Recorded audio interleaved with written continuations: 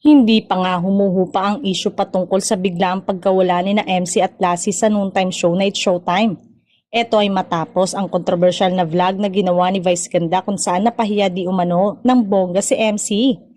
Mas lalo pang uminit ang balibalita na sumama ang loob nito nang napansin ang pag-like ng mga post mula sa mga netizen laban kay Vice Ganda sa kanilang YouTube account. May mga komentong wag nang bumalik sa show dahil parang ginawa lang silang puppet ni Vice. Lumaki ulo.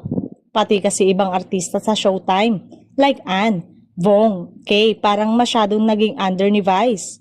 Hiling naman ng ilan na sana ay maayos ang gusot na at makabalik ito sa noontime show. Sayang umanong opportunity lalo na ang friendship na meron sila.